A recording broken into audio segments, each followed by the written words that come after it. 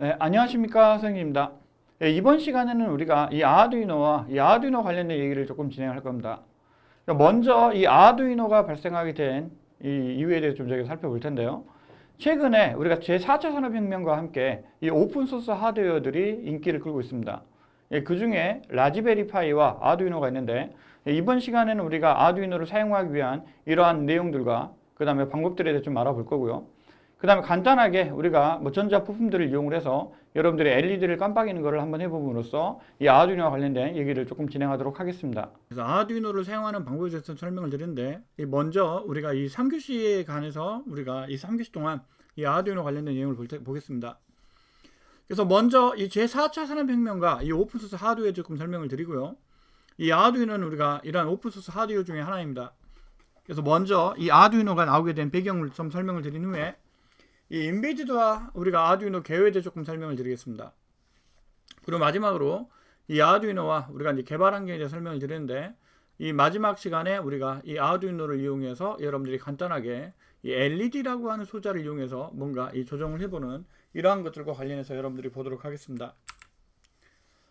그래서 먼저 우리가 이 제4차 산업혁명과 이 오픈소스 하드웨어에 대해서 설명을 드리겠는데요. 이 제4차 산업혁명은 기본적으로 제3의 물결, The Third Wave라고 하는 이러한 물결이라고 하는 책으로부터 일단은 나오게 됐습니다. 그래서 1990년도에 이 유명했던 책 중에 하나인데, 이 책은 이 엘빈 토플러거라는 분이 바로 쓰신 책입니다. 그래서 인류가 가졌던 이러한 세 가지의 물결이라고 하는 게 있다고 하는데, 이 첫 번째 물결은 신석기 시대에 우리가 얘를 신석기 혁명이라도 부르는데, BC 약 7000년경에 우리가 중동에 있는 제4대 문명 아시죠? 그죠?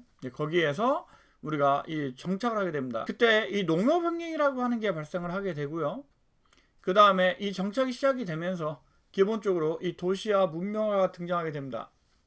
그 다음에 우리가 이제 글이라고 하는 게 등장하게 되는데, 그래서 어떤 사람들끼리 어떤 뭔가가 생기게 되니까 이러한 것들을 조절하기 위해서 뭐 함무라이 법전이라고 하는 법전들도 생기게 되고요.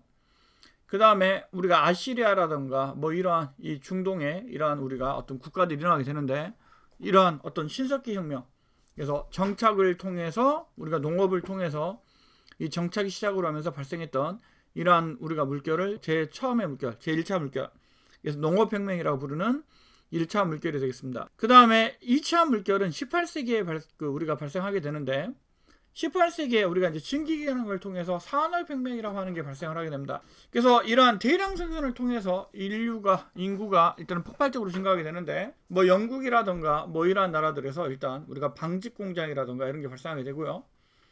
그 다음에 새로운 에너지인 우리가 증기기관 같은 걸 이용해서 우리가 어떤 증기기관차, 그래서 기존에는 말을 이용해서 우리가 마차를 이용해서 우리가 어떤 수송을 하게 되는데, 이러한 증기기관차가 나오게 되면서 우리가 기차라고 하는 어떠한 수단을 통해서 운송을 하게 되고요. 그래서 어떤 대량으로 만들게 되고 운송도 하게 되고 뭐 이런 것들 때문에 기본적으로 우리가 어떤 인구가 폭발적으로 증가하게 됩니다. 그 다음에 19세기, 20세기를 거치면서 우리가 이제 컴퓨터가 등장하게 되는데, 2차 세계인 이후에 우리가 이 애니악이라고 하는 컴퓨터가 등장하게 되죠. 그래서 이 애니악이라고 하는 컴퓨터가 등장하고 난 이후에 어떤 우리가 산업화, 국제화, 정보가 일단 중요한 정보혁명의 시대가 되게 되는데, 기본적으로 이러한 어떤 정보혁명까지 우리가 이러한 세 가지를 이 엘빈 토플러라고 하는 분은 본인의 책에서 제3의 물결이라고 하는 이러한 내용으로 만들어냈습니다. 그래서 인류가 등장을 했을 때 처음에 유목사회였다가 일단은 농업사회로 가는데 수천 년이 걸렸고요.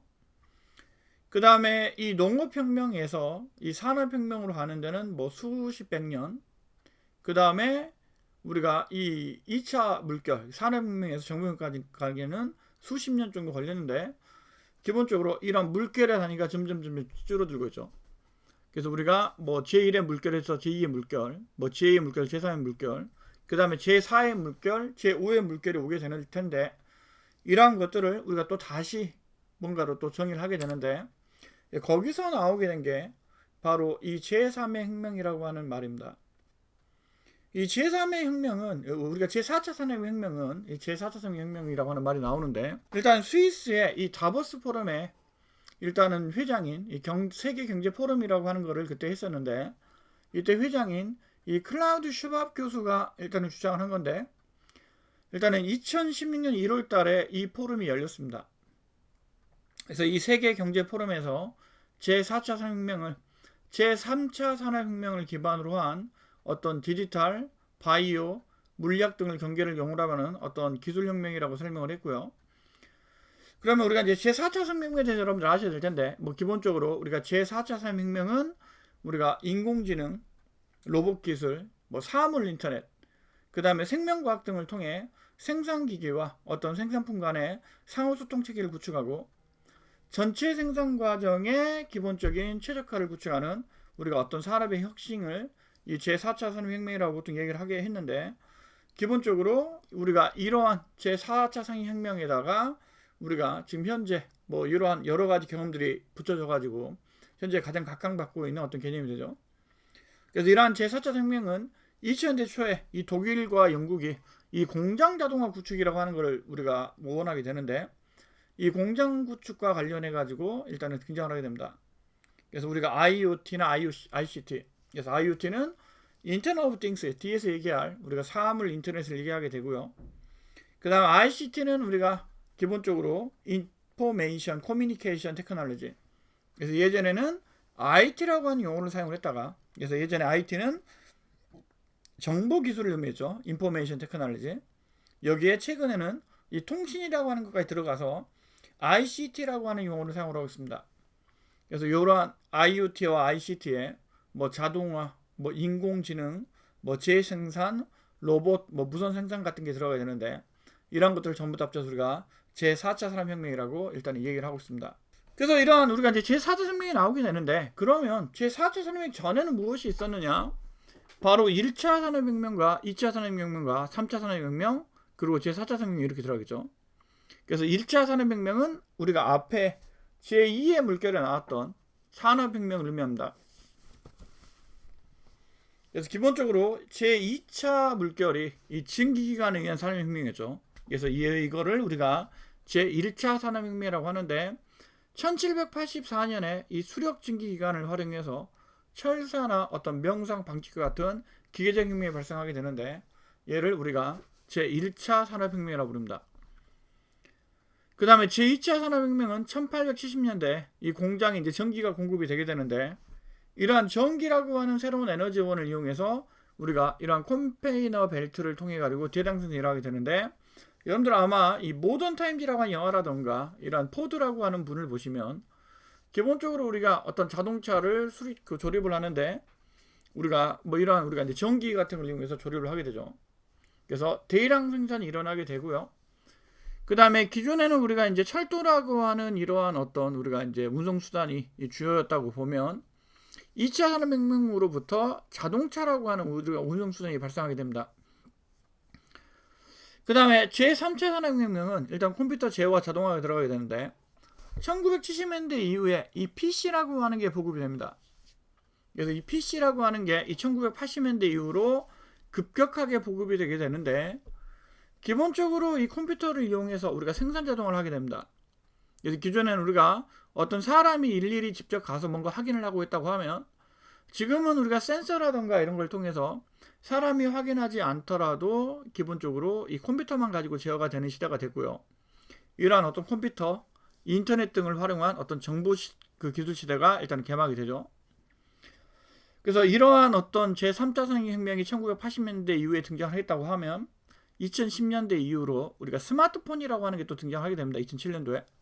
그러면서 어떤 통신이라고 하는 게 발전하게 되는데, 이런 어떤 정보통신 기술과 일단 제조업, 일단 바이오 산업 같은 것들을 하나로 묶어가지고 어떤 연결과 융합을 통해서 새로운 부가가치를 창출하려고 하는 게 이 제4차 산업혁명인데, 여기에서 가장 중요한 게 아까 우리가 IoT와 ICT가 있었죠. 그래서 ICT는 일반적인 어떤 정보 기술을 의미하게 되고요. 이 IoT는 우리가 이 사물 인터넷을 의미하게 됩니다. 그래서 사물 인터넷, 영어로 인터넷 오브 띵스라고 부르는데, 여기서 중요한 거는 I와 일단은 T가 되겠습니다. 그래서 I는 인터넷이 되고요. 이 띵스는 사물이 되는데, 사물의 인터넷, 그래서 인터넷에 연결된 모든 것으로 우리가 번역할 수가 있는데, 1960년대 후반에 이 TCP/IP가 등장을 하고요. 그 다음에 1989년도에 웹이 등장을 하게 됩니다. 그리고 1990년대에 폭발적으로 발전하게 되는데, 일단 웹이 등장을 하면서 유선 인터넷이 2000년대 초반에 이제 거의 가정집에 놓이게 되죠. 그 다음 2000년대 중반에 아래에 있는 우리가 유비쿼터스라고 하는 개념이 등장하게 되는데, 이러한 유비쿼터스라는 개념이 등장을 하면서 무선 인터넷이 발전하게 되고요. 그 다음 2007년도에 아이폰이 나오게 되면서 바로 이 모바일 인터넷이라고 하는 게 등장하게 됩니다. 그래서 유비쿼터스는 1988년도에 이 미국의 제록스 연구소에 있는 이 마크 와이즈라고 하는 분이 주장한 것인데, 기본적으로 유비쿼터스는 이 언제 어디서나 존재하는 뜻을 갖고 있는 라틴어입니다. 그래서 원래 이 주어는 신이라고 하는 건데, 신은 뭐 하늘에는 아폴론이 있고요. 그 다음에 뭐 땅에는 뭐 기본적인 뭐 죽으신 뭐 우리가 플루토라던가 바다의 포세이돈 뭐 이러한 신들이 존재를 했었죠. 그래서 이러한 신들이라고 하는 용어 대신에 우리가 IT라고 하는 개념을 추가를 해서 사용자가 어떤 컴퓨터나 네트워크에 의식 없이 장소나 시간이나 이런 것 관계없이 네트워크에 접속할 수 있는 이 정보통신 환경을 의미하게 되는데, 이러한 것들이 발전하게 되면서 2000년대 중반에 와이브라든가 어떤 DMB라든가 이런 것들이 나오게 됩니다. 그래서 우리가 이제 손안에 뭐 들고 다니는 인터넷, 그래서 뭐 2000년대 중반에 여러분들이 길을 다니다가 뭐 우리가 어디서든지 인터넷이 되는 시대가 열렸고요. 그 다음에 2007년도에 아이폰이 등장하면서 모바일 네트워크가 등장하게 되는데, 이 아이폰이 또 스마트 디바이스죠. 그래서 이러한 네트워크와 이러한 스마트 디바이스가 뭉쳐서 발달하게 된 게 바로 사물 인터넷이 되겠습니다. 사물 인터넷은 아까 IoT라고 했는데, 이 I가 인터넷입니다. 그래서 인터넷은 인터네트워크, 그래서 네트워크를 모아놨다는 뜻인데, 네트워크는 뭐 넷 플러스 워크죠. 그래서 그물에서 뭔가 하는 일을 의미하게 되는데, 이 컴퓨터들 간에 우리가 통신을 의미를 하게 됩니다. 그래서 이러한 우리가 통신 중에서 이 TCP/IP라고 하는 프로토콜이 있게 되는데, 이러한 우리가 기본적으로 여러분들 어떤 회사나 학교와 같은 어떤 이렇게 작은 영역에서 사용하는 걸 네트워크라고 부르고요. 이러한 학교들을 모으거나 국가들을 모아놓게 되면은 보다 넓은 어떤 네트워크가 되게 되는데, 이러한 네트워크를 우리가 인터넷이라고 하게 됩니다. 그래서 인터넷은 우리가 이 TCP/IP라고 하는 우리가 프로토콜로 그 연결이 되어 있는데, 뭐 기본적으로 이 1989년도에 유럽 그 입자물연구소에 그 버너스리라고 하는 분이 웹을 만들고 난 이후에, 이 기존까지는 어떤 그 국방부라든가 아니면 학교라든가 어떤 연구소의 전유물이었는데, 이 90년대 이후로부터는 일반적인 사람들도 이용할 수 있도록 되었고요. 그 다음 2000년대 이후로 뭐 네트워크 없이는 거의 뭐 여러분들이 이제 뭐 삶의 일부가 됐죠. 그래서 아침에 일어나시면 네트워크로 어떤 사람이 메신저를 보내지 않았는가, 우리가 어떤 카카오톡 같은 것도 확인하게 되고요. 그 다음에 뭐 여러 가지 것들을 우리가 확인하게 되는데, 현재는 뭐 네트워크 없이는 거의 이제 살아갈 수 없는 뭐 우리가 어떤 일상의 가장 기본적인 필수적인 요소가 됐습니다.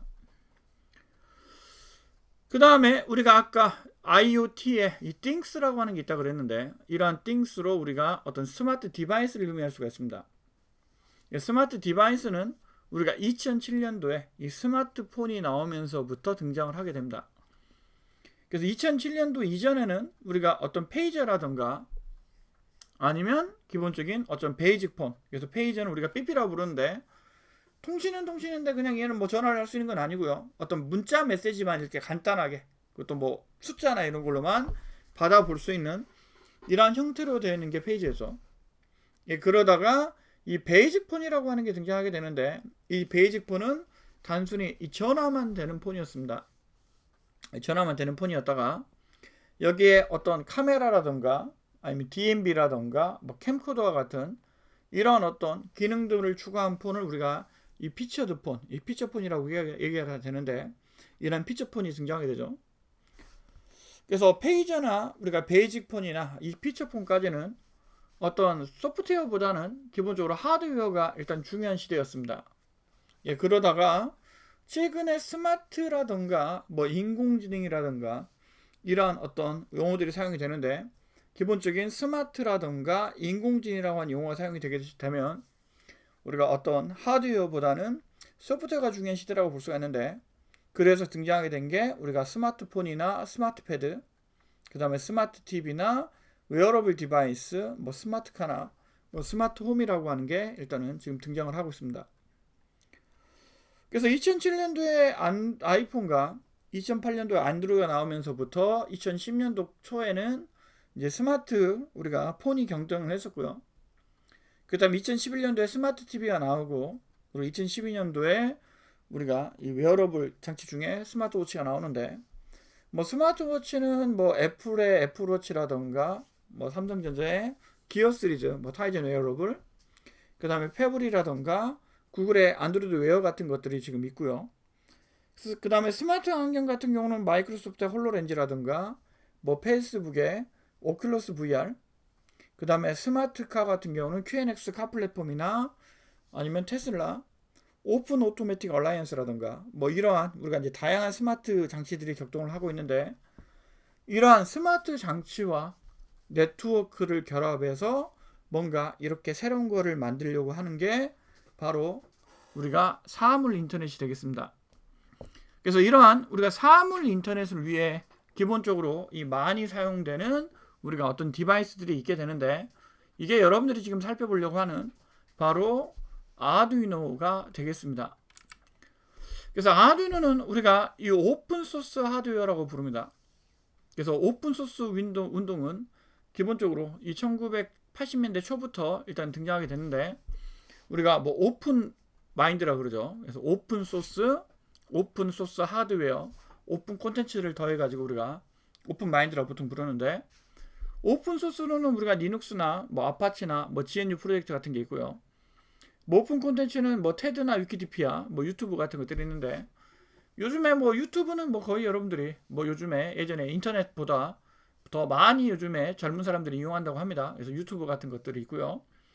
그 다음에 오픈소스 하드웨어로 아두이노나 우리가 이제 뭐 라즈베리 파이 같은 것들이 있습니다.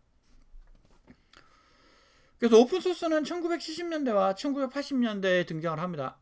1970년대 이 캠 톰슨과 이 데니스 리치가 이 1968년도에 유닉스라고 하는 거를 개발하고요. 1971년도에 시어너를 만들어내죠. 그리고 그 스티브 오즈니악이 1970년대 초중반에 애플이라고 하는 거를 만들면서 이 개인 컴퓨터 시대를 열어나갑니다. 그 다음에 1975년도에 이 빌 조이가 이 BSD 유닉스를 만들기 시작을 하면서 이 유닉스를 무료로 이용할 수 있는 이 BSD 유닉스라고 하는 게 만들어졌고요. 그 다음에 1980년대 초에 이 리차드 스톨만이라는 사람이 이 프리소프트웨어 재단, 그래서 프리소프트웨어 파운데이션을 만들고 요 GNU라고 하는 어떤 또 프로젝트를 또 시작을 하고요. 그 다음에 1991년도에 리눅스라고 하는 게 만들어지게 되는데, 기본적으로 이러한 것들이 만들어지면서 이러한 오픈소스들이 발전을 하게 됩니다. 그래서 이러한 오픈소스와 우리가 뭐 상업용 소프트웨어를 비교할 수가 있는데, 이 상업용 소프트웨어는 일반적으로 이 애플이나 아니면 어도비, 뭐 마이크로소프트처럼 이 소프트웨어를 공개하지 않고요. 이 소프트웨어 소스코드를 공개하지 않고 실행 파일만 판매하는 형태가 이 상업용 소프트웨어인데, 이런 상업용 소프트웨어를 가지고 대부분의 어떤 우리가 이 소프트웨어 밴드들이 판매를 합니다. 하지만 이러한 또 소프트웨어가 기본적으로 이 장단점을 가지고 있는데, 이러한 단점들을 또 의식을 해서 우리가 이 소프트웨어를 오픈하는 이러한 여러 가지 운동들이 시작을 하게 되죠. 거기서 만들어진 것 중에 하나가 뭐 리눅스라던가 안드로이드와 같은 것들이 있습니다. 그래서 1990년대부터 2000년대 초까지 이러한 것들이 많이 발전을 하다 보니까 이러한 오픈소스를 이용해 가지고 우리가 오픈소스를 이용한 하드웨어들이 등장하게 되는데, 이러한 것들이 오픈소스 하드웨어가 되겠습니다. 그래서 여러분들이 뒤에서 보실 안드로이드라든가 아두이노라든가 뭐 라즈베리 파이 같은 것들이 이러한 오픈소스 하드웨어가들이 되는데, 뭐 기본적으로 이러한 오픈소스를 이용하는 하드웨어를 우리가 오픈소스 하드웨어라고 볼 수가 있겠습니다. 그래서 아두이노는 오픈소스 하드웨어이면서 오픈 하드웨어이고요. 라즈베리 파이는 오픈소스 하드웨어입니다만 오픈 하드웨어는 아닙니다. 그래서 오픈소스 하드웨어와 우리가 오픈 하드웨어를 나눠서 얘기를 할 수가 있는데, 기본적으로 오픈소스 하드웨어는 우리가 오픈소스를 이용하는 거라고 말씀드렸죠. 그런데 오픈 하드웨어는 하드웨어에 해로드까지 오픈한 하드웨어를 오픈 하드웨어라고 부릅니다. 그래서 우리가 기본적으로 아두이노는 해로드가 오픈이 되어 있지만 라즈베리 파이는 해로드가 오픈이 되어 있지 않기 때문에 우리가 오픈 하드웨어라고는 부르진 않고요. 그냥 오픈소스 하드웨어라고만 부릅니다. 그래서 우리가 이제 아두이노가 등장을 하고 나서 라즈베리 파이가 등장하고 다양한 이 오픈소스 하드웨어가 나중에 추가적으로 등장합니다. 그래서 이 아두이노는 기본적으로 우리가 이 가격이 한 $25 이하인데, 얘는 하드웨어가 오픈이 됐기 때문에 우리가 이러한 오픈된 하드웨어를 이용해서 중국이라든가 이런 쪽에서 아주 저렴한 형태의 이런 아두이노들을 판매를 하고 있고요. 그 다음에 클럭 주파수가 16MHz이고 메모리 공간이 2KB 이고 이 저장 공간이 32KB 이고요. 인터넷이나 USB나 어떤 비디오 출력이나 오디오 같은 거는 지원하지 않습니다만 어떤 이러한 다른 것들을 또 지원을 하고 있습니다.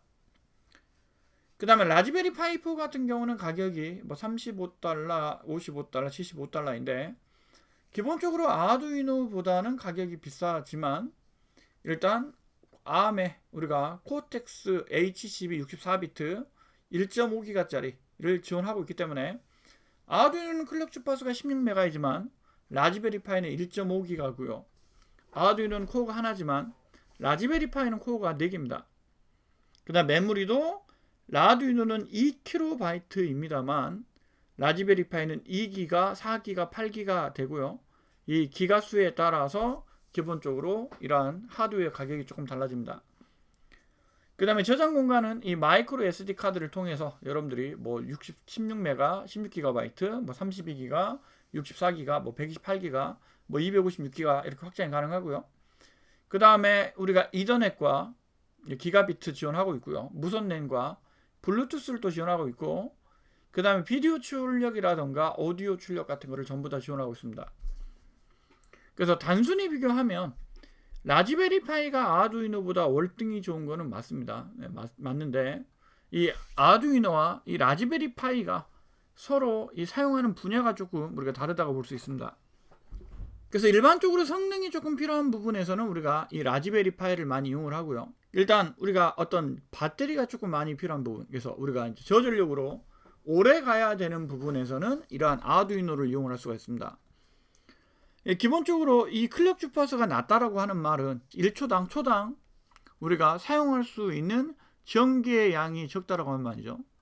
물론 속도가 늦기 때문에 라즈베리 파이가 사용할 수 있는 영역에서는 아두이노가 사용할 수는 없을 수는 있습니다만, 우리가 예를 들어서 간단하게 여러분들이 핸드폰을 이용해서 불을 켠다던가, 아니면 가 들어왔을 때 창문을 연다던가, 아니면은 우리가 온도가 올라갔을 때 에어컨을 가동한다던가, 이러한 곳에서는 굳이 고성능의 어떤 슈퍼컴퓨터를 우리가 붙여 넣을 필요가 없죠. 그래서 이러한 곳에는 우리가 어떤 속도를 우리가 조금 적더라도 전력을 적게 사용하는 게 좋을 수가 있는데, 이러한 곳에 우리가 아두이노를 이용할 수가 있습니다.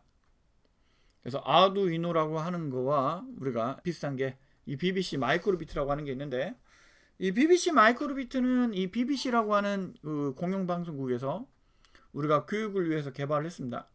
그래서 클럭 주파수도 비슷하고요. 메모리는 아두이노보다 조금 더 많고, 그 다음에 저장 공간도 조금 더 많습니다만, 기본적으로 클럭 주파수가 비슷하기 때문에 거의 동일한 속도라고 볼 수가 있겠죠. 그 다음에 라즈베리 파이는 속도가 빠르기 때문에 우리가 여러분들이 한 5년에서 한 7년 전에 여러분들이 사용하셨던 우리가 이제 컴퓨터의 속도하고 거의 비슷하다고 합니다. 속도가 비슷한 경우에 사용할 수가 있는데, 우리가 어떤 동영상을 재생한다던가, 아니면 동영상을 인코딩 한다던가, 아니면 여러분들이 얘는 USB 단자가 있기 때문에 키보드와 마우스를 붙일 수가 있습니다. 그 다음에 HDMI 단자를 이용해서 우리가 모니터를 붙일 수가 있는데, 기본적인 키보드와 모니터, 마우스를 붙여가지고 우리가 어떤 어플리케이션을 개발한다던가 이런 쪽에서 또 이용을 할 수가 있는데, 어떤 범용성을 좀 더 갖고 있다고 보시면 되겠습니다. 그래서 아두이노는 우리가 어떤 특정한 목적을 위해서 사용하는 임베디드 장치라고 볼 수가 있고요. 라즈베리 파이는 어떤 범용성을 가지고 있는 장치라고 볼 수가 있겠습니다. 그 다음에 우리가 옆을 봐보면 우리가 이제 구글의 코랄이나 엔비디아의 잭슨과 같은 보드들이 있죠. 그래서 구글은 뭐 여러분들이 뭐 인터넷 검색으로도 유명합니다만 뭐 최근에 우리가 몇 년 전에 이세돌 씨하고 구글의 알파고하고 우리가 이 장기를 뒀었죠. 구글에서 만든 인공지능 이 컴퓨터인 이 알파고하고 장기가 아니라 바둑을 뒀었는데 처음에는 이 바둑을 이세돌 씨가 다 이길 거라고 생각을 했습니다만 실제 이 경기를 하고 나서는 이세돌 씨가 이긴 게 아니라 알파고가 한 게임 빼고는 다 전승을 했었죠. 그래서 이 구글이 인공지능 쪽에서도 이러한 연구를 하고 있는데 기본적인 인공지능을 위해서 만든 인베디드 보드가 이 코럴이 되겠습니다. 그래서 얘는 라즈베리 파이보다는 가격이 비싼 대신에 이 구글의 엣지 TPU라고 하는 우리가 텐서플로우 프로세싱 유닛을 갖고 있어가지고 어떤 인공지능 같은 거를 쉽게 할 수 있도록 해주는데 뭐 기본적으로 이러한 인공지능을 지원하는 우리가 오픈소스 하드웨어도 있습니다. 그리고 우리가 엔비디아의 이 잭슨이라고 하는 보드가 있습니다. 그래서 엔비디아의 잭슨 보드는 뭐 엔비디아 잭슨 나노, 뭐 엔비디아 잭슨 TK1, 뭐 TK2, 우리가 TK1, TX1, TX2 뭐 여러 가지 보드들이 있는데 그 중에 가장 가격이 싼 게 엔비디아 뭐 잭슨 나노라고 하는 보드입니다. 그래서 아마 엔비디아 하시면 여러분들이 뭐 생각을 하시는 거는 엔비디아 무슨 회사지? 보통 얘기를 하면 그래픽 카드 만드는 회사라고 보통 얘기를 하죠. 그래서 기본적으로 이 회사가 이 그래픽 카드를 만들어내는데 이 그래픽 카드를 이용해서 최근에 하는 거는 바로 인공지능 쪽으로 하고 있습니다. 그래서 엔비디아의 일단은 그래픽 카드에서 맥스웰이라고 하는 이 그래픽 코어가 있는데 이 그래픽 코어를 우리가 128개를 탑재하고 있는데 일반적인 CPU 같은 경우는 우리가 어떤 범용적인 목적으로 만들었기 때문에 우리가 어떤 1차원 계산에서는 속도가 빠릅니다만 이 CPU 코어 하나는 한 번에 하나의 계산만 할 수밖에 없죠.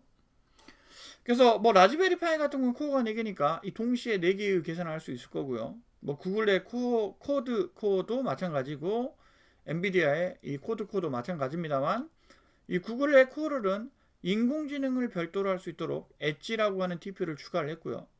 이 엔비디아의 잭슨은 이 128개 이 맥스웰 코어를 추가를 했는데 이 동시에 이 128개의 행렬을 계산할 수가 있습니다.